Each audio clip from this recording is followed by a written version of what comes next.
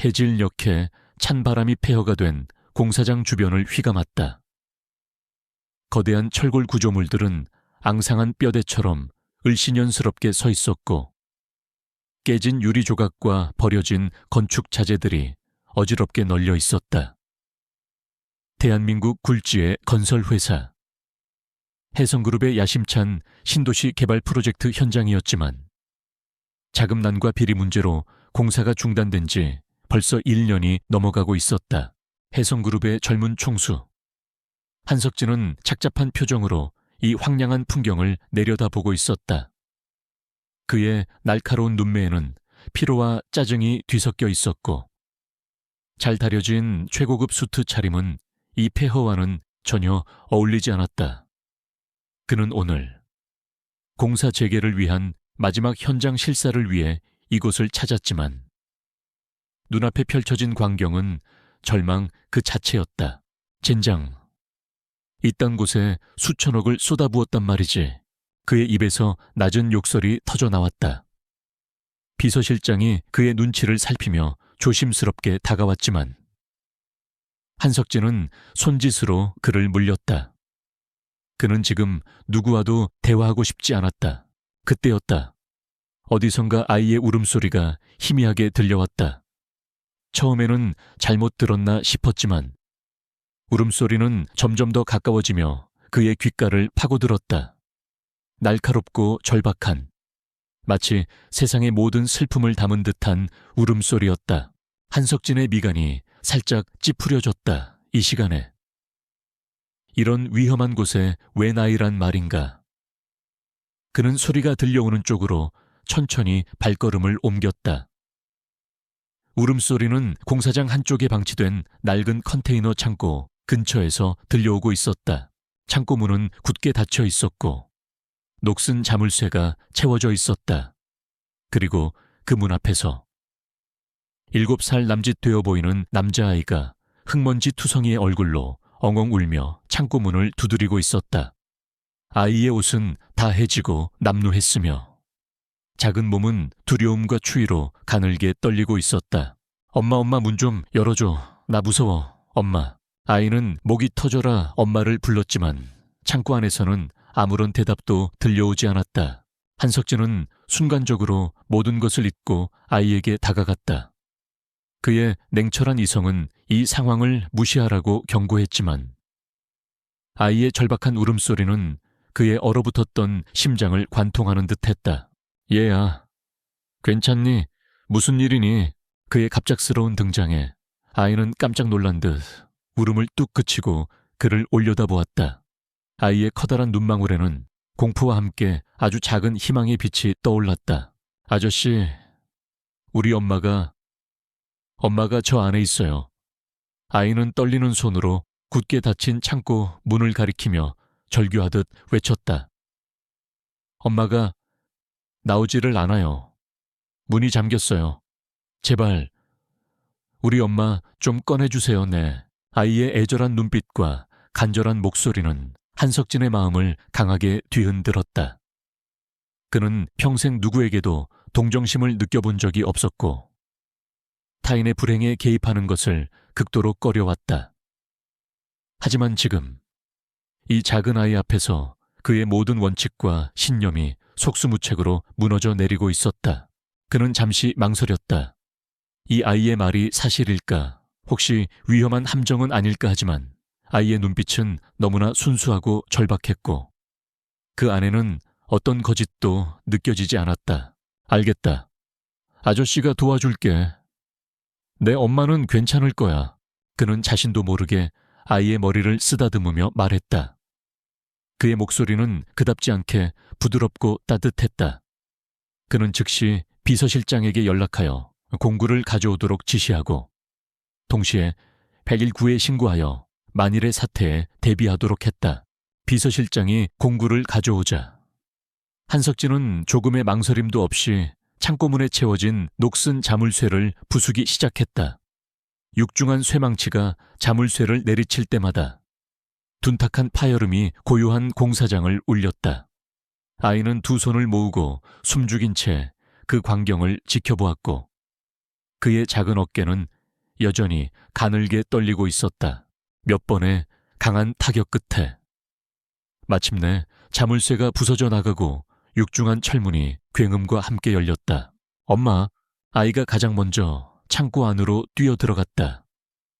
한석진과 비서실장도 긴장된 표정으로 그 뒤를 따랐다. 창고 안은 어둡고 축축했으며 퀴퀴한 곰팡이 냄새가 코를 찔렀다. 그리고 그곳에는 어둡고 축축한 창고 안, 희미한 손전등 불빛이 먼지 쌓인 바닥과 거미줄이 잔뜩 쳐진 벽을 비췄다. 그리고 그 한가운데 싸늘한 시멘트 바닥 위에 한 여인이 쓰러져 있었다. 아이의 엄마, 이하나였다. 그녀는 낡고 해진 담요 한 장을 간신히 덮은 채 미동도 없이 누워 있었고 창백하다 못해 푸르스름한 얼굴은 그녀의 위급한 상태를 말해주고 있었다. 엄마. 민우가 울부짖으며 엄마에게 달려갔다. 아이는 작은 손으로 엄마의 뺨을 흔들고 이름을 불렀지만 이하나는 아무런 반응도 보이지 않았다. 마치 깊은 잠에 빠진 사람처럼, 혹은 이미 이 세상 사람이 아닌 것처럼 한석진의 심장이 차갑게 가라앉았다.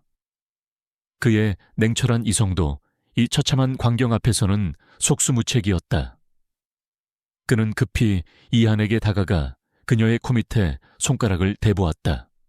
아주 희미하지만 미약한 숨결이 느껴졌다. 아직 살아있다. 최 비서, 빨리 119에 다시 연락해서 상황 설명하고 가장 가까운 대학병원 응급실로 이송할 수 있도록 조치해. 그의 목소리는 다급했지만 혼란스러운 상황 속에서도 침착함을 잃지 않았다. 그는 즉시 자신의 재킷을 벗어 이하나의 몸을 덮어주고 조심스럽게 그녀의 상태를 살폈다. 그녀의 몸은 얼음장처럼 차가웠고 손목에는 무언가에 긁힌 듯한 상처 자국도 보였다. 며칠 동안 아무것도 먹지 못한 듯 앙상하게 마른 팔목은 보는 이의 마음을 아프게 했다. 대표님, 구급차가 곧 도착할 것 같습니다. 최 비서가 다급하게 보고했다. 잠시 후 요란한 사이렌 소리와 함께 구급차가 도착했고 응급구조대원들이 신속하게 이하나를 들것에 실어 구급차로 옮겼다. 민우는 엄마의 손을 놓지 않으려 발버둥 쳤지만 구조대원들에게 제지당했다. 아이는 또다시 서럽게 울음을 터뜨렸다. 내가 같이 가겠다. 한석진이 낮은 목소리로 말했다. 그는 민우의 작은 어깨를 감싸 안고 자신도 구급차에 올라탔다. 최 비서에게는 현장 수습과 경찰 신고를 지시했다. 이것은 단순한 감금 사건이 아닐 수도 있다는 불길한 예감이 그의 머릿속을 스쳐 지나갔다. 구급차가 대학병원 응급실을 향해 질주하는 동안 한석진은 민우를 자신의 무릎에 앉히고 조용히 등을 토닥여 주었다. 아이는 여전히 흐느끼고 있었지만 그의 따뜻한 손길에 조금은 진정된 듯 보였다. 그는 창밖에 빠르게 지나가는 풍경을 바라보며 생각했다. 대체 이 모자에게 무슨 일이 있었던 것일까? 그리고 자신은 왜 이토록 이들의 일에 깊이 관여하게 된 것일까? 응급실은 전쟁터처럼 분주했다. 의사와 간호사들이 이하나를 응급처치실로 급히 옮겼고 한석진과 민우는 초조하게 복대서 기다려야 했다. 민우는 그의 옷자락을 놓지 않고 꼭 붙들고 있었다. 아이의 작은 손에서 전해져 오는 불안감과 공포가 그에게도 고스란히 전달되는 듯했다. 얼마나 시간이 흘렀을까? 수술복을 입은 의사가 지친 표정으로 걸어 나왔다. 한석진은 긴장된 마음으로 의사에게 다가갔다. 환자분은 심한 탈수와 영양실조 상태입니다. 그리고 저천증도 심각하고요. 조금만 늦었더라면 정말 위험할 뻔했습니다. 일단 응급처치를 통해 위기는 넘겼지만 아직 안심할 단계는 아닙니다. 며칠 동안 집중 치료를 받으며 경과를 지켜봐야 합니다. 의사의 말에 한석진은 안도의 한숨을 내쉬었지만 동시에 마음 한구석이 무겁게 가라앉았다. 그녀가 겪었을 고통과 공포가 얼마나 컸을지 상상조차 하기 어려웠다. 혹시 환자분이 얼마나 오랫동안 그런 상태로 방치되어 있었는지 짐작할 수 있겠습니까? 의사는 잠시 생각하더니 대답했다. 정확히 알 수는 없지만 최소 이틀 이상은 아무것도 먹지 못하고 추위에 노출된 것으로 보입니다. 그리고 환자분의 몸에서 몇 군데 타박상과 찰과상도 발견되었습니다. 단순한 사고가 아닐 수도 있다는 점을 염두에 두셔야 할 것 같습니다. 의사의 마지막 말은 한석진의 의심을 확신으로 바꾸어 놓았다. 이것은 명백한 범죄 행위였다. 누군가가 의도적으로 이하나를 창고에 가두고 그녀를 죽음 직전까지 몰고 간 것이다. 그의 눈빛이 차갑게 빛나기 시작했다. 그는 이 사건의 배후를 반드시 밝혀내고 범인에게 죗값을 치르게 하리라 다짐했다. 그는 최 비서에게 전화를 걸어 자신이 가진 모든 정보력을 동원하여 이하나와 김민우 모자의 주변 인물들과 최근 행적, 그리고 그들이 살던 동네와 문제의 창고, 소유주에 대해 철저하게 조사하도록 지시했다. 그의 목소리에는 이전에는 없던 서늘한 분노와 결연한 의지가 담겨 있었다.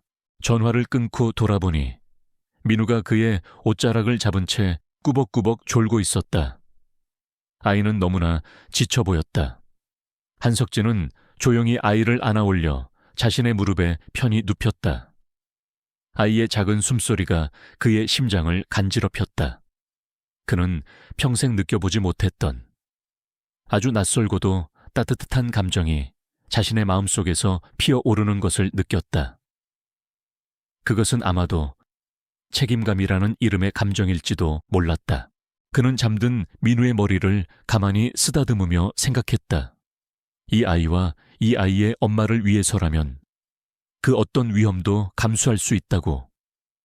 그의 인생은 이제 돌이킬 수 없는 전환점을 맞이하고 있었다. 차갑고 이기적이었던 백만장자 한석진은 죽고 이제 그 자리에는 상처 입은 모자를 지키려는 한 명의 인간 한석진만이 남아 있었다. 그의 싸움은 이제 막 시작된 것이었다. 어둠과 먼지, 그리고 희미한 곰팡이 냄새가 뒤섞인 창고 안은 처참했다. 한쪽 구석에는 쓰러질 듯한 나무 침상 위에 한 여인이 창백한 얼굴로 누워 있었다. 아이의 엄마, 이하나였다.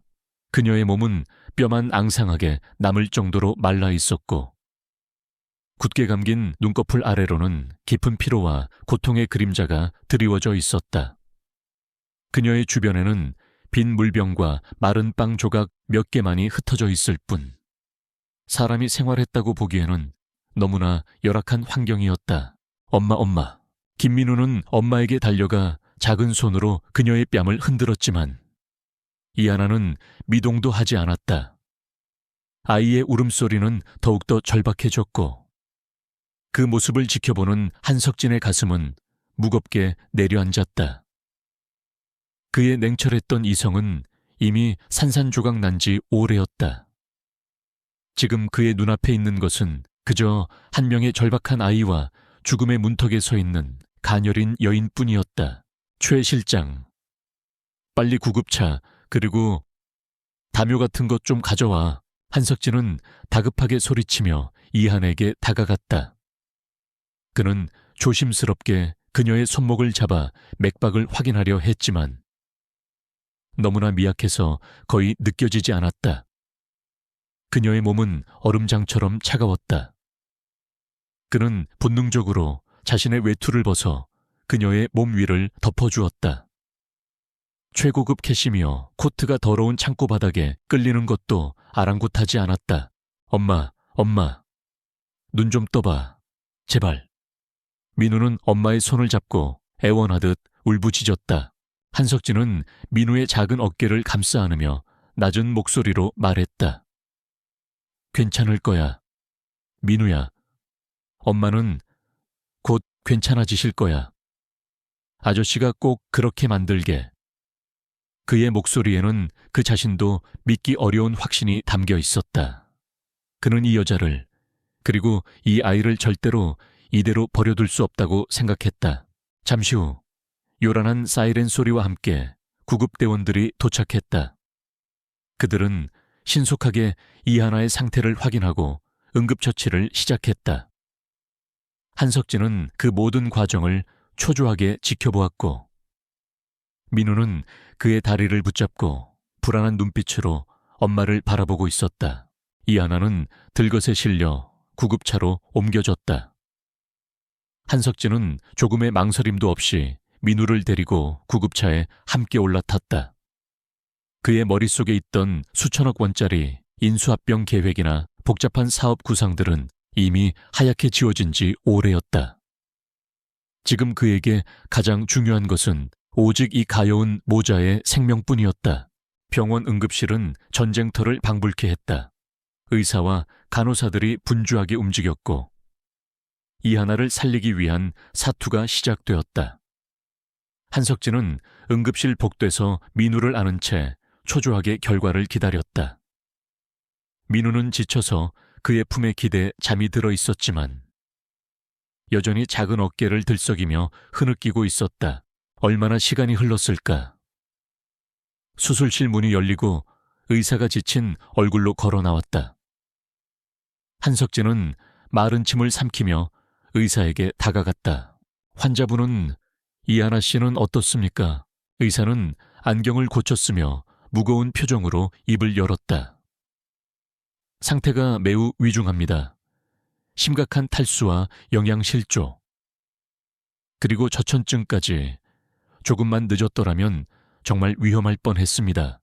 일단 응급처치는 했지만 아직 안심할 단계는 아닙니다. 환자분이 의식을 회복하고 안정을 되찾기까지는 시간이 좀 걸릴 것 같습니다. 한석진은 안도의 한숨과 함께 깊은 절망감을 동시에 느꼈다. 일단 목숨은 건졌지만 그녀의 상태는 여전히 위태로웠다. 그리고 의사의 다음 말은 그를 더욱더 큰 충격에 빠뜨렸다. 환자분의 몸에서 다수의 타박상과 영양실조로 인한 합병증 외에도 만성적인 질환의 흔적이 발견되었습니다. 아마도 오랫동안 제대로 된 치료를 받지 못한 것 같습니다. 그리고 이건 좀 조심스러운 이야기입니다만 환자분이 꽤 오랫동안 감금되어 있었을 가능성도 배제할 수 없습니다. 감금, 그 단어가 한석진의 뇌리를 강하게 강타했다. 그렇다면 이것은 단순한 가난이나 불행이 아니었다. 명백한 범죄 행위였다. 누군가 의도적으로 이하나를 창고에 가두고 그녀를 죽음 직전까지 몰고 간 것이었다. 그의 눈빛이 차갑게 빛나기 시작했다. 그의 안에서 뜨거운 분노가 치밀어 올랐다. 감히 누가 이런 짓을 저질렀단 말인가? 그는 이 사건의 진실을 반드시 밝혀내고 범인을 찾아내어 죗값을 치르게 하겠다고 다짐했다. 그는 최 실장에게 지시했다. 최 실장, 지금 당장 이하나 씨와 김민우 군에 대해 모든 것을 알아보게. 그들이 누구인지, 왜 이런 일을 당했는지, 그리고 누가 이런 짓을 저질렀는지 단 하나의 단서도 놓치지 말고 샅샅이 조사해. 최 실장은 긴장된 표정으로 고개를 끄덕였다. 그는 대표의 이런 모습을 처음 보았다. 언제나 냉철하고 이성적이던 그가 이렇게까지 감정을 드러내고 분노하는 모습은 상상조차 할 수 없었다. 한석진은 잠든 민우를 가만히 내려다보았다. 아이의 얼굴에는 아직도 눈물 자국이 선명했다. 그는 아이의 작은 손을 잡으며 나지막이 속삭였다. 민우야, 걱정하지 마. 아저씨가 내 엄마를 꼭 지켜줄게. 그리고 너도. 그의 약속은 단순한 위로가 아니었다. 그것은 그의 남은 인생을 걸고서라도 반드시 지켜내야 할 무겁고도 신성한 맹세였다. 그의 마음속에서 차가운 이성을 넘어선 뜨거운 인간애와 정의감이 용솟음치고 있었다. 그는 이제 더 이상 과거의 한석진이 아니었다. 그는 한 아이의 절박한 외침에 응답한 한 명의 인간으로서 새로운 길을 걷기 시작한 것이었다. 그리고 그 길의 끝에는 아직 알 수 없는 거대한 진실과 시련이 그를 기다리고 있을지도 몰랐다. 이하나가 중환자실로 옮겨진 후 병원 복도는 숨막히는 긴장감으로 가득 찼다. 한석진은 뜬 눈으로 밤을 새우며 아들 김민우의 곁을 지켰다. 아이는 엄마의 위중한 상태에 대한 이야기를 어렴풋이 들은 듯 밤새도록 아빠의 품에 안겨 흐느꼈다. 그의 작은 어깨는 공포와 슬픔으로 가늘게 떨렸고 그 모습을 지켜보는 한석진의 가슴은 칼로 베는 듯 아팠다. 그는 아이에게 아무런 위로의 말도 건네지 못했다. 그저 말없이 아이의 등을 토닥여줄 뿐이었다. 다음 날 아침 담당 의사가 초췌한 얼굴로 그에게 다가와 이하나의 상태에 대해 설명했다. 환자분은 여전히 위독한 상태입니다. 다행히 급한 불은 껐지만 워낙 오랫동안 영양 공급이 제대로 이루어지지 않았고 극심한 스트레스와 탈수 증세로 인해 장기 기능이 많이 손상되었습니다. 의식을 회복하더라도 상당 기간 치료와 회복 과정이 필요할 것으로 보입니다. 한석진은 무거운 마음으로 의사의 말을 들었다. 그는 최선을 다해달라는 말과 함께 두둑한 격려금을 건넸지만 돈으로도 해결할 수 없는 절망감이 그의 어깨를 짓눌렀다. 그는 민우를 병원 내 어린이 심리상담센터에 잠시 맡기고 다시 한번 이하나가 발견되었던 폐창고 현장으로 향했다. 어젯밤에는 경황이 없어 제대로 살펴보지 못했지만 분명 그곳에 사건의 단서가 남아있을 것이라고 생각했다. 그의 비서실장 최민규와 사설 탐정 몇 명이 이미 현장에서 증거를 수집하고 있었다. 대표님, 몇 가지 의심스러운 점들이 발견되었습니다. 최 실장이 그에게 다가와 보고했다. 창고 문은 밖에서 자물쇠로 잠겨 있었고 내부에는 별다른 탈출 시도의 흔적이 보이지 않았습니다. 마치 스스로 갇힌 것처럼 보이기도 합니다만 아이의 증언과는 맞지 않는 부분입니다. 그리고 창고 구석에서 이것이 발견되었습니다. 최 실장이 내민 것은 작은 여성용 손지갑이었다. 안에는 신분증과 함께 아주 적은 액수의 현금, 그리고 빛바랜 가족사진 한 장이 들어있었다. 젊은 시절의 이하나와 지금보다 훨씬 더 어렸던 민우, 그리고 한 번도 본 적 없는 인자한 인상의 한 남자가 함께 웃고 있는 사진이었다. 아마도 민우의 친아버지일 것이다. 이하나 씨의 남편은 어떻게 된 건가? 한석진이 물었다. 몇 년 전 교통사고로 사망했다고 합니다. 그 후로 이하나 씨는 홀로 민우를 키우며 힘들게 살아온 것으로 보입니다. 주변 사람들의 말에 따르면 그녀는 매우 성실하고 착한 사람이었지만 남편이 남긴 빚 때문에 생활고에 시달렸다고 합니다. 남편의 빚, 그것이 이 모든 비극의 시작이었을까? 한석진은 착잡한 심정으로 사진 속 세 사람을 바라보았다. 단란하고 행복해 보이는 가족이었다. 그들에게 대체 무슨 일이 있었던 것일까? 그는 다시 병원으로 돌아와 민우의 심리 상담이 끝나기를 기다렸다. 상담사는 민우가 극도의 불안 증세를 보이고 있으며 엄마와의 분리 경험 때문에 심각한 트라우마를 겪고 있을 가능성이 높다고 말했다. 아이에게는 지속적인 관심과 사랑, 그리고 전문적인 심리치료가 필요하다고 했다. 한석진은 상담이 끝난 민우를 데리고 병원 근처 공원으로 향했다. 그는 아이에게 부드러운 목소리로 말을 걸었다. 민우야, 아저씨한테 엄마에 대해서, 그리고 창고에서 있었던 일에 대해서 혹시 해줄 이야기가 있니? 아저씨는 민우랑 민우 엄마를 꼭 도와주고 싶어. 민우는 한참 동안 고개를 숙인 채 아무 말도 하지 않았다. 아이의 작은 어깨가 다시 떨리기 시작했다. 그러다 아주 작은 목소리로 간헐적으로 끊어지는 단어들을 내뱉기 시작했다. 무서운 아저씨, 돈, 엄마. 울었어요. 참고 추웠어요. 배고팠어요. 아이의 이야기는 두서없고 단편적이었지만 그 안에는 끔찍한 공포와 절망이 고스란히 담겨 있었다. 무서운 아저씨는 아마도 조상태일 것이었다. 그는 이한에게 돈을 빌려준 악덕 사채업자였고 빚을 갚지 못하자 그녀를 협박하고 폭행했으며 결국에는 창고에 가두는 만행까지 저질렀던 것이다. 민우는 그 모든 과정을 자신의 눈으로 목격했거나 혹은 어렴풋이나마 감지하고 있었던 것이다. 한석진은 주먹을 불끈 쥐었다. 그의 안에서 참을 수 없는 분노가 치밀어 올랐다. 인간의 탈을 쓴 악마 같은 놈. 그는 반드시 조상태를 찾아내어 법의 심판을 받게 하겠다고 다시 한번 굳게 다짐했다. 그는 민우를 자신의 집으로 데려왔다. 아이에게는 안정적인 환경과 따뜻한 보살핌이 절실했다. 그는 아이를 위해 최고의 보모와 가정교사를 고용했고 민우가 좋아하는 장난감과 책들로 방을 가득 채워주었다. 하지만 그의 노력에도 불구하고 민우는 여전히 밤마다 악몽에 시달렸고 엄마를 찾으며 울음을 터뜨렸다. 한석진은 그런 민우를 보며 깊은 무력감과 함께 이전에는 느껴보지 못했던 강렬한 부성애를 느꼈다. 그는 이제 단순히 이수진 씨와의 약속 때문에 아이를 책임지는 것이 아니었다.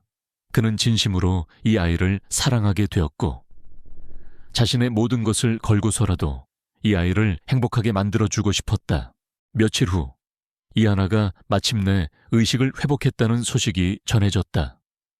하지만 그녀의 상태는 여전히 위중했고 면회는 극히 제한적이었다. 한석진은 유리창 너머로 힘겹게 숨을 몰아쉬는 그녀의 모습을 지켜보며 착잡한 심정을 감출 수 없었다. 그녀가 하루빨리 건강을 되찾고 아들 민우와 함께 행복한 미래를 꿈꿀 수 있도록 그가 할 수 있는 모든 것을 다하겠다고 그는 굳게 다짐했다. 그의 싸움은 이제 막 시작된 것이었다. 그는 거대한 악의 세력과 맞서 싸워야 했고 동시에 상처 입은 두 영혼을 보듬어야 했다. 그 길은 험난하고 고독하겠지만 그는 결코 포기하지 않을 것이었다. 그의 가슴 속에는 꺼지지 않는 분노와 함께 그보다 더 뜨거운 사랑이 타오르고 있었으니까 이하나가 병상에서 힘겨운 사투를 벌이는 동안 한석진은 조상태라는 인물의 실체를 파헤치기 위한 치밀하고도 은밀한 조사를 시작했다. 그의 지시를 받은 최민규 비서와 혜성그룹의 정보팀 그리고 그가 고용한 국내 최고의 사설, 탐정들이 총동원되었다. 그들은 조상태의 과거 행적부터 현재의 사업 규모 그리고 그와 관련된 모든 인물들을 샅샅이 추적해 나갔다. 조사 결과는 상상을 초월할 만큼 충격적이었다. 조상태는 단순한 악덕 사채업자가 아니었다. 그는 불법 도박장 운영, 유흥업소 갈취, 심지어 마약 밀매와 청부폭력까지 서슴지 않는 거대한 범죄 조직의 우두머리였다. 그가 소유한 낡은 창고는 단순한 채무자 감금 장소가 아니라 그의 온갖 불법적인 사업을 위한 비밀 아지트 중 하나였던 것이다. 이하나와 민우는 그야말로 호랑이 굴에 잘못 발을 들여놓았던 셈이었다. 이하나가 조상태에게 빚을 지게 된 경위도 드러났다. 몇 년 전 민우가 갑작스러운 급성 백혈병 진단을 받았고 하나는 아들의 치료비를 마련하기 위해 사방으로 뛰어다녔지만 역부족이었다. 절박한 심정에서 그녀는 지푸라기라도 잡는 심정으로 조상태에게 손을 내밀었고 그는 처음에는 아주 친절한 얼굴로 그녀에게 접근하여 터무니없는 고금리로 돈을 빌려주었다. 하지만 그녀가 이자를 제때 갚지 못하자 그는 돌변하여 폭력과 협박을 일삼았고 결국에는 그녀를 창고에 감금하여 아들의 목숨을 담보로 그녀를 굴복시키려 했던 것이다. 그가 노린 것은 단순히 돈만이 아니었다. 그는 하나를 자신의 불법적인 사업에 이용하려 했고, 그녀가 거부하자 앙심을 품고 더욱더 잔인하게 그녀를 괴롭혔던 것으로 보였다. 모든 진실을 알게 된 한석진은 치밀어 오르는 분노를 참을 수 없었다. 그의 눈에는 이글거리는 살기마저 서려 있었다. 그는 당장이라도 조상태를 찾아가 그의 숨통을 끊어놓고 싶었지만 이성적으로 행동해야 한다고 스스로를 다잡았다. 조상태는 혼자가 아니었다. 그의 뒤에는 거대한 범죄 조직과 그들과 결탁한 부패한 권력자들이 있었다. 섣불리 움직였다가는 오히려 그들의 함정에 빠질 수도 있었다. 한석진은 자신의 법무팀과 함께 조상태를 법의 심판대에 세우기 위한 증거들을 차곡차곡 수집해 나갔다. 그의 자금 흐름을 추적하고 피해자들의 증언을 확보했으며 그의 범죄 현장을 급습하여 결정적인 물증들을 찾아냈다. 그 과정은 매우 위험하고 어려웠지만 그는 결코 포기하지 않았다. 그의 가슴 속에는 이하나와 민우에 대한 깊은 책임감과 함께 이 사회의 어두운 단면을 뿌리 뽑겠다는 뜨거운 정의감이 불타오르고 있었다. 한편 병상에 있던 이하나의 상태는 조금씩 호전되고 있었다. 그녀는 마침내 의식을 완전히 회복했고 아들 민우를 알아보며 눈물을 흘렸다. 하지만 그녀의 몸과 마음은 여전히 깊은 상처로 고통받고 있었다. 그녀는 조상태에 대한 극도의 공포감 때문에 밤마다 악몽에 시달렸고 사람들을 경계하며 좀처럼 마음을 열지 못했다. 한석진은 그런 그녀를 지극정성으로 간호했다. 그는 매일같이 병실을 찾아 그녀에게 용기를 북돋아 주었고 민우와 함께하는 시간을 통해 그녀가 다시 한번 삶의 희망을 찾을 수 있도록 도왔다. 그의 진심 어린 노력 덕분에 이하나는 조금씩 안정을 되찾아갔고 마침내 조심스럽게 그에게 입을 열기 시작했다. 그녀는 떨리는 목소리로 조상태에게 당했던 끔찍한 일들을 털어놓았다. 그의 협박과 폭행, 그리고 창고에 감금되어 겪었던 절망적인 순간들. 그녀의 이야기는 너무나 참혹했고 한석진은 그녀의 고통에 함께 아파하며 분노했다. 괜찮습니다. 하나씨, 이제 다 괜찮을 겁니다. 그는 그녀의 손을 잡으며 말했다. 조상태는 반드시 죗값을 치르게 될 겁니다. 제가 그렇게 만들겠습니다. 그러니 당신은 아무 걱정 말고 오직 건강을 회복하는 데만 집중하십시오. 그리고 민우를 위해서라도 반드시 일어서야 합니다. 그의 따뜻한 위로와 격려는 이한에게 큰 힘이 되었다. 그녀는 처음으로 누군가에게 의지할 수 있다는 안도감을 느꼈고 살아야겠다는 강한 의지를 다졌다. 그녀의 눈빛에서 희미하지만 분명한 삶의 빛이 다시 피어나기 시작했다. 그러는 동안에도 조상태는 자신의 범죄가 드러날 위기에 처하자 더욱더 교활하게 움직였다. 그는 자신의 모든 인맥을 동원하여 수사를 방해하려 했고 한석진에게는 익명의 협박과 회유를 일삼았다. 심지어 그는 이하나를 다시 한번 해치려 하거나 민우를 납치하려는 시도까지 서슴지 않았다. 하지만 한석진은 이미 모든 상황에 대비하고 있었다. 그는 최고의 경호팀을 고용하여 이하나와 민우의 안전을 철저하게 보호했고 조상태의 모든 움직임을 예의주시하며 그의 함정을 역이용할 계획을 세우고 있었다. 마침내 한석진은 조상태를 법의 심판대에 세울 결정적인 증거들을 모두 확보했다. 그것은 조상태의 모든 범죄 행각을 담은 비밀 장부와 피해자들의 생생한 증언, 그리고 그의 불법 사업 현장을 급습하여 확보한 명백한 물증들이었다. 이제 남은 것은 마지막 결전뿐이었다. 한석진은 이 길고도 험난했던 싸움에 마침표를 찍을 준비를 하고 있었다. 그의 눈빛은 차갑고 단호했지만 그 안에는 이하나와 민우, 그리고 이 사회의 모든 약자들을 위한 뜨거운 연민과 정의감이 불타오르고 있었다. 그는 더 이상 과거의 냉철한 사업가가 아니었다. 그는 불의에 맞서 싸우는 정의의 사도이자 상처 입은 영혼들을 보듬는 따뜻한 보호자였다. 그의 분노는 이제 거대한 심판의 불꽃이 되어 조상태의 검은 제국을 불태워버릴 준비를 하고 있었다. 이하나의 건강은 한석진의 극진한 간호와 아들 민우의 존재 덕분에 눈에 띄게 회복되고 있었다. 그녀는 더 이상 과거의 악몽에 시달리며 두려움에 떨지 않았다. 대신 그녀의 눈빛에서는 조상태라는 악맥에 모든 것을 빼앗기고 처참하게 짓밟혔던 한 연약한 여인의 모습이 아닌 아들을 지키고 정의를 되찾기 위해 싸우려는 강인한 어머니의 의지가 빛나고 있었다. 그녀는 한석진에게 자신이 기억하는 조상태의 모든 범죄 행각과 그의 비밀 아지트, 그리고 그와 연결된 인물들에 대한 정보를 상세하게 털어놓았다. 그녀의 기억은 때로는 단편적이고 흐릿했지만 한석진의 조사팀이 수집한 정보들과 맞춰지면서 조상태의 거대한 범죄 네트워크의 실체가 더욱더 명확하게 드러나고 있었다. 특히 하나가 기억해낸 조상태의 비밀 장부 존재는 결정적이었다.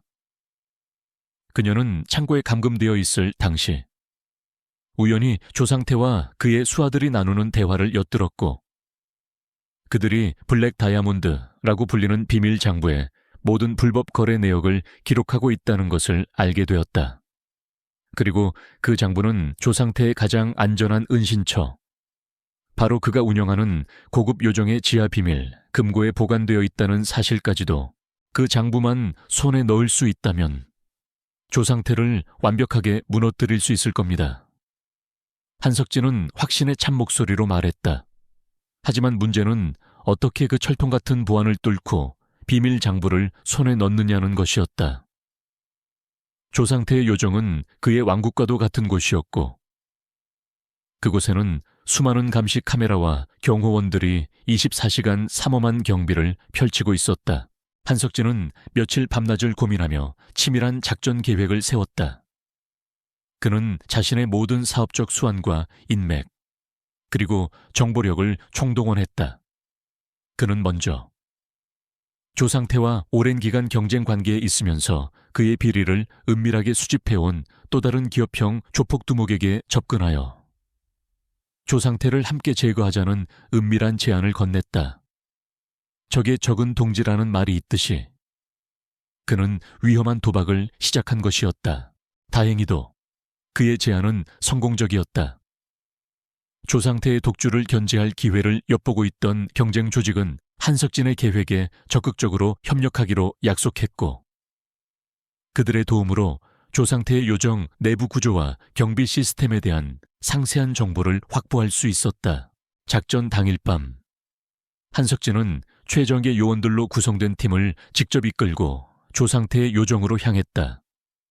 그의 심장은 긴장감으로 터질 듯했지만 그의 눈빛은 차갑고 단호했다. 그의 곁에는 만일의 사태에 대비하여 최민규 비서와 사설 탐정팀, 그리고 경쟁 조직의 행동대원들까지 함께하고 있었다.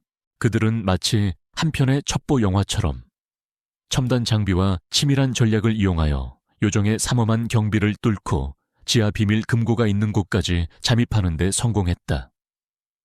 하지만 금고문은 예상보다 훨씬 더 견고했고 그들이 가진 장비로는 쉽게 열 수 없을 것처럼 보였다. 시간은 촉박했다. 언제 발각될지 모르는 위기 상황이었다. 바로 그때 한석진의 머릿속에 한 가지 아이디어가 떠올랐다. 그는 이한에게서 들었던 조상태가 가장 신뢰하는 오른팔이자 금고 관리인인 김 부장의 정보를 기억해냈다. 김 부장은 매일 밤 특정 시간에 금고를 점검한다는 것, 그리고 그에게는 도박 빚에 시달리는 아들이 있다는 약점까지도. 한석진은 즉시 김 부장의 아들을 이용하여 그를 협박했고 결국 김 부장은 금고문을 여는데 협조할 수밖에 없었다. 그의 배신은 조상태에게는 치명적인 일격이 될 것이었다. 마침내 육중한 금고문이 열리고 그 안에는 수많은 현금 다발과 귀금속, 그리고 그들이 그토록 찾아 헤매던 블랙 다이아몬드 장부가 모습을 드러냈다. 장부는 여러 권으로 이루어져 있었고 그 안에는 조상태가 지난 수십 년간 저질러온 온갖 불법적인 사업 내역과 정관계 로비 자금, 그리고 살인교사 혐의까지 입증할 수 있는 상세한 기록들이 담겨 있었다. 한석진은 장부를 확보하자마자 즉시 현장을 빠져나왔다. 그들이 요정을 벗어날 무렵 이미 조상태는 모든 상황을 파악하고 그들을 추격하기 시작했다. 도심 한복판에서 숨막히는 차량 추격전이 벌어졌고 총격전까지 벌어지는 아찔한 순간도 있었지만 한석진과 그의 팀은 용케 위기를 모면하고 안전하게 증거를 확보하는 데 성공했다. 다음 날 아침, 대한민국은 또다시 발칵 뒤집혔다. 한석진이 제공한 비밀 장부와 증거 자료들은 언론을 통해 대대적으로 보도되었고 검찰은 즉시 조상태와 그의 범죄 조직에 대한 전면적인 수사에 착수했다. 조상태는 해외로 도피하려 했지만 이미 공항에는 그를 기다리는 수사관들이 깔려 있었다. 그의 검은 제국은 그렇게 허무하게 막을 내린 것이다. 모든 것이 끝났을 때 한석진은 병원으로 달려가 이하나의 손을 잡았다. 그녀는 이미 뉴스를 통해 모든 사실을 알고 있었고 눈물을 흘리며 그에게 감사 인사를 전했다. 고맙습니다. 정말 고맙습니다. 대표님, 당신이 아니었다면 평생 이 억울함을 풀지 못했을 거예요. 아닙니다. 하나씨, 이것은 당신과 민우, 그리고 정의를 위한 싸움이었습니다. 한석진은 그녀의 눈물을 닦아주며 부드럽게 말했다. 이제 모든 악몽은 끝났습니다. 당신과 민우는 이제 행복해질 일만 남았습니다. 그의 말처럼 그들 앞에는 새로운 희망이 기다리고 있었다. 길고도 험난했던 어둠의 터널을 지나 마침내 한 줄기 밝은 빛이 그들을 비추기 시작한 것이었다. 조상태는 법의 심판을 기다리고 있었고 한석진과 이하나, 그리고 민우는 서로의 상처를 보듬으며 새로운 미래를 함께 만들어갈 준비를 하고 있었다. 그들의 용기와 사랑은 마침내 거대한 악을 이겨낸 것이다. 조상태의 검은 제국은 한석진이 제공한 결정적인 증거들 앞에서 속수무책으로 무너져 내렸다. 해외 도피를 시도하던 그는 공항에서 긴급 체포되었고 그의 모든 불법적인 사업체와 은닉 재산들은 검찰에 의해 압수되었다. 대한민국을 떠들썩하게 했던 희대의 범죄 조직 두목의 몰락은 한동안 모든 뉴스에 헤드라인을 장식했다. 하지만 조상태는 쉽게 무너지지 않았다.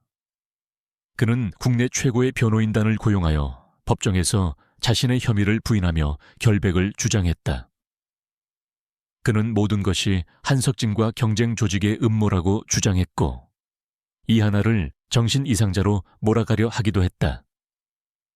그의 교활한 언론 플레이와 막강한 자금력은 재판 과정을 지연시키고 여론을 혼란스럽게 만들기에 충분했다. 한석진은 이 모든 과정을 냉정하게 지켜보며 법정 밖에서 또 다른 싸움을 준비하고 있었다. 그는 조상태에게 피해를 입었던 수많은 사람들을 찾아내어 그들의 증언을 확보했고 시민단체를 통해 조상태의 엄중한 처벌을 요구하는 사회적 분위기를 조성해 나갔다. 그의 노력은 헛되지 않았다.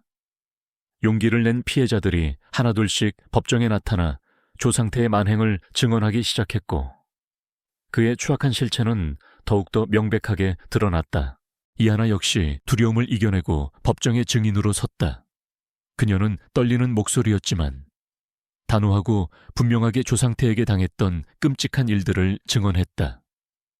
그녀의 용기 있는 증언은 배심원들과 방청객들에게 깊은 울림을 주었고 조상태를 향한 분노는 극에 달했다. 민우는 아직 어렸기에 직접 증언대에 서지는 않았지만 그의 초기 진술과 심리 상담 기록은 중요한 증거 자료로 제출되었다. 몇 달간의 치열한 법정 공방 끝에 마침내 조상태에 대한 최종 판결이 내려지는 날이 왔다. 법정 안은 숨막히는 긴장감으로 가득 차 있었고 모든 사람들의 시선은 재판장의 입에 쏠려 있었다.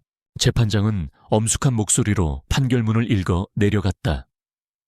조상태는 그동안 저질러온 모든 혐의, 살인교사, 불법 감금, 폭행, 협박, 마약 밀매, 불법 도박장 운영, 자금 세탁 등 가유죄로 인정되어 법정 최고형인 사형을 선고받았다. 만약 사형이 없는 국가라면 무기징역 또는 그에 상응하는 최고형으로 대체 그의 범죄 조직 역시 와해되었고 그의 모든 불법 재산은 국고로 환수되었다. 판결이 내려지는 순간 법정 안에서는 환호성과 함께 눈물이 터져 나왔다. 조상태에게 고통받았던 수많은 피해자들은 서로를 부둥켜 안고 기쁨의 눈물을 흘렸고 그의 악행이 마침내 끝났다는 안도감에 휩싸였다. 한석진은 담담한 표정으로 판결을 지켜보았다. 그의 마음속에는 기쁨보다는 깊은 안도감과 함께 허탈함이 교차했다. 길고도 험난했던 싸움이 마침내 끝난 것이다. 그는 이하나와 민우의 손을 잡고 조용히 법정을 빠져나왔다. 그날 저녁 한석진의 집에는 작은 축하 파티가 열렸다. 그동안 그들을 도와주었던 최민규 비서와 사설 탐정팀 그리고 이하나의 변호를 맡았던 변호사들이 함께 자리했다. 이하나와 민우는 그 어느 때보다 밝고 행복한 모습이었고 그들의 웃음소리는 집안 가득 울려 퍼졌다. 모든 것이 꿈만 같습니다. 이하나는 눈물을 글썽이며 말했다. 한석진 대표님이 아니었다면 저와 민우는 아마 지금쯤 이 세상에 없었을지도 모릅니다. 이 은혜를 어떻게 다 갚아야 할지. 은혜라니요. 그런 말씀 마십시오. 한석진이 부드럽게 말했다. 이것은 당연히 해야 할 일이었습니다. 그리고 하나 씨와 민우는 저에게 이미 너무나 큰 선물을 주셨습니다. 바로 가족이라는 이름의 행복을 말입니다. 그의 말에 모두가 감동한 듯 조용히 고개를 끄덕였다. 그들은 함께 와인잔을 부딪히며 새로운 시작을 축하했다. 조상태의 몰락은 대한민국 사회에 큰 경종을 울렸다. 그의 사건을 계기로 불법 사금융과 조직폭력에 대한 대대적인 단속이 이루어졌고 사회적 약자들을 보호하기 위한 법적, 제도적 장치들이 마련되기 시작했다. 한석진은 이 과정에도 적극적으로 참여하여 자신의 경험과 영향력을 바탕으로 더 나은 사회를 만드는 데 기여했다. 이하나와 민우는 이제 과거의 악몽에서 완전히 벗어나 새로운 삶을 시작할 수 있게 되었다. 이하나는 한석진의 도움으로 작은 꽃집을 열었고 그녀의 따뜻한 마음씨와 아름다운 꽃들은 많은 사람들에게 위안과 기쁨을 주었다. 민우는 학교 생활에 완벽하게 적응하여 밝고 건강한 아이로 성장해갔다. 한석진 역시 이전과는 완전히 다른 사람이 되어 있었다. 그는 더 이상 돈이나 성공만을 좇는 냉혈한 기업가가 아니었다. 그의 마음속에는 따뜻한 인간애와 정의감이 자리 잡았고 그의 삶은 이하나와 민우라는 두 사람을 통해 더욱더 풍요롭고 의미 있게 변해가고 있었다. 그들의 싸움은 끝났지만 그들의 이야기는 이제 새로운 희망의 시작을 알리고 있었다. 절망의 잿더미 속에서 피어난 사랑과 용기가 마침내 거대한 악을 이겨내고 세상의 따뜻한 빛을 선사한 것이다. 조상태의 악행에 대한 법적 심판이 내려지고 세상의 소란스러움이 어느 정도 가라앉은 후 한석진과 이하나 그리고 김민우에게는 마침내 평온한 일상이 찾아왔다. 그것은 과거 그들이 감히 꿈조차 꾸지 못했던 따뜻하고 안정된 그리고 서로를 향한 깊은 사랑으로 가득 찬 나날들이었다. 이하나는 한석진의 도움으로 작은 꽃집 하나의 정원을 열었다.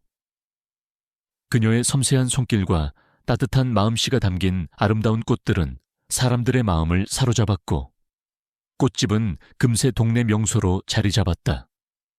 그녀는 더 이상 과거의 어두운 그림자에 갇혀 있지 않았다. 그녀의 얼굴에는 자신감과 행복감이 넘쳤고 그녀의 미소는 그 어떤 꽃보다도 아름답게 빛나고 있었다. 김민우는 이제 초등학교 고학년이 되어 있었다. 그는 엄마를 잃었던 아픔을 딛고 씩씩하고 밝은 아이로 성장했고 학교에서는 언제나 친구들에게 인기 만점이었다. 그는 한석진을 아빠라고 부르며 따랐고 한석진 역시 민우에게 세상 그 누구보다 든든하고 자상한 아버지였다. 주말이면 세 사람은 함께 공원으로 소풍을 가거나 영화를 보고 맛있는 음식을 만들어 먹으며 평범하지만 소중한 가족의 행복을 쌓아갔다. 한석진의 삶 역시 이전과는 비교할 수 없을 만큼 풍요로워졌다. 그는 여전히 혜성그룹의 총수로서 바쁜 나날을 보냈지만 그의 경영 철학은 완전히 달라져 있었다. 그는 더 이상 돈이나 성공만을 좇지 않았다. 대신 기업의 사회적 책임을 강조하고 직원들의 복지와 행복을 최우선으로 생각하는 윤리적인 경영을 펼쳐나갔다. 그의 이러한 변화는 혜성그룹을 더욱더 존경받는 기업으로 성장시키는 원동력이 되었다. 하지만 그 무엇보다도 그의 삶을 가장 크게 변화시킨 것은 바로 이하나와 민우의 존재였다. 그는 그들을 통해 진정한 사랑과 행복의 의미를 깨달았고 차갑고 이기적이었던 과거의 자신을 반성하며 새로운 사람으로 거듭날 수 있었다. 그는 이제 더 이상 외로운 백만장자가 아니었다. 그에게는 세상 그 무엇과도 바꿀 수 없는 소중한 가족이 있었고 그 가족과 함께하는 매 순간이 그에게는 기적과도 같았다. 어느덧 시간이 흘러 민우의 12번째 생일이 다가왔다. 한석진과 이하나는 민우를 위해 작은 생일 파티를 준비했다. 파티에는 민우의 학교 친구들과 그동안 그들에게 도움을 주었던 고마운 사람들이 함께 자리했다. 시끌벅적하고 즐거운 웃음소리가 집안 가득 울려 퍼졌다. 촛불을 끄고 소원을 비는 민우의 얼굴에는 행복한 미소가 가득했다. 그리고 그 모습을 지켜보는 한석진과 이하나의 눈빛에는 따뜻한 사랑과 감사의 마음이 넘실거렸다. 파티가 끝나고 모든 손님들이 돌아간 후 한석진은 이하나와 함께 정원에 앉아 밤하늘의 별을 바라보았다. 고요한 정적 속에서 그들은 서로의 온기를 느끼며 조용히 이야기를 나누었다. 하나씩. 한석진이 먼저 입을 열었다. 그의 목소리는 그 어느 때보다 부드럽고 진지했다. 우리가 처음 만났던 날을 기억하오. 나는 그때 내 인생이 이렇게까지 바뀔 거라고는 상상도 못했소. 이하나는 그의 어깨에 살며시 머리를 기댔다. 저도 마찬가지예요. 석진 씨, 그때 대표님을 만나지 못했다면 저와 민우는 아마 지금쯤. 그녀는 말을 잇지 못하고 눈물을 글썽였다. 한석진은 그녀의 손을 잡고 자신의 가슴에 가져다 대었다. 괜찮소. 하나씨, 이제 모든 악몽은 끝났소. 우리에게는 밝고 희망찬 미래만이 남아있을 뿐이오. 그는 잠시 말을 멈추고 주머니에서 작은 반지를 꺼냈다. 그것은 화려하지는 않았지만 그녀의 맑은 눈빛을 닮은 소박하고 아름다운 반지였다. 이하나 씨, 그의 목소리가 떨리고 있었다. 나는 당신을 처음 본 순간부터 사랑했는지도 모르겠소. 당신의 용기와 따뜻함, 그리고 당신의 모든 것이 나를 변화시켰소. 당신은 내게 새로운 삶을 선물했고 진정한 행복이 무엇인지를 가르쳐 주었소. 이제 내가 당신에게 평생의 행복을 약속하고 싶소. 나와 결혼해 주시겠소. 그의 진심 어린 청혼에 이하나는 뜨거운 눈물을 흘리며 고개를 끄덕였다. 그녀의 마음속에는 이미 오래전부터 그를 향한 깊은 사랑이 자리 잡고 있었다. 그는 그녀와 민우에게 구원자였고 유일한 희망이었으며 이제는 평생을 함께하고 싶은 단 한 사람이었다. 한석진은 그녀의 손가락에 반지를 끼워주었다. 반지는 마치 처음부터 그녀의 것이었던 것처럼 완벽하게 어울렸다. 그는 그녀를 힘껏 끌어안았고 두 사람은 밤하늘의 별빛 아래에서 영원한 사랑을 맹세했다. 그들의 이야기는 그렇게 해피엔딩을 맞이했다. 가난한 소년의 절박한 외침이 한 냉정한 백만장자의 마음을 움직였고 그 만남은 세 사람의 운명을 송두리째 바꾸어 놓았다. 그들은 함께 수많은 시련과 역경을 이겨냈고 마침내 진정한 가족이 되었다. 그들의 삶은 앞으로도 평탄하지만은 않을 것이다. 하지만 그들은 이제 두렵지 않았다. 서로를 향한 깊은 사랑과 믿음이 있는 한 그들은 그 어떤 어려움도 함께 헤쳐나갈 수 있을 것이었다. 그리고 그들의 이야기는 세상 모든 사람들에게 따뜻한 희망의 메시지를 전해줄 것이었다. 진정한 사랑은 모든 것을 가능하게 한다는 것을, 그리고 절망의 끝에서도 새로운 시작은 언제나 가능하다는 것을, 그렇게 또 하나의 이야기가 막을 내립니다. 어둡고 차가웠던 폐창고 앞에서 절박하게 울부짖던 한 소년의 외침으로 시작된 이야기. 그 작은 외침은 얼음장 같던 백만장자의 심장을 두드렸고 굳게 닫혔던 창고 문이 부서지는 순간 그들의 운명은 예측할 수 없는 방향으로 흘러가기 시작했습니다. 이 이야기는 우리에게 무엇을 말하고 있을까요? 어쩌면 그것은 가장 절망적인 순간에도 희망은 존재한다는 것.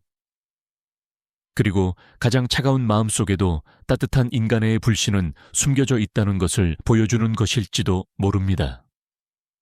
한석진이라는 남자는 돈과 성공만이 전부였던 삶에서 벗어나 한 아이와 한 여자를 통해 진정한 사랑과 행복의 의미를 깨달았습니다. 이하나와 김민우는 끔찍한 과거의 악몽을 이겨내고 새로운 가족의 품에서 따뜻한 미래를 꿈꿀 수 있게 되었습니다. 그들이 함께 만들어갈 앞으로의 날들은 때로는 평범하고 때로는 또 다른 작은 시련들이 찾아올지도 모릅니다. 하지만 이제 그들은 혼자가 아닙니다. 서로를 향한 깊은 사랑과 믿음, 그리고 함께 역경을 헤쳐왔던 강인한 용기가 그들의 곁을 지켜줄 것입니다. 창고 문이 부서지던 그 순간 그 안에서 발견된 것은 단순히 갇혀있던 한 여인이 아니었습니다. 그것은 어쩌면 잊혀가던 인간성의 회복이었고 새로운 시작을 향한 간절한 외침이었으며 사랑의 위대한 힘에 대한 증명이었습니다. 이제 한때 폐허였던 그 공사장에는 따스한 햇살이 내리쬐고 그들의 집 정원에는 아이들의 웃음소리가 가득할 것입니다. 한석진의 부서진 창고 문은 더 이상 절망의 상징이 아니라 새로운 삶으로 향하는 희망의 문이었음을 기억하며 이 이야기를 마무리합니다. 부디 그들의 앞날에 언제나 사랑과 행복, 그리고 평화가 가득하기를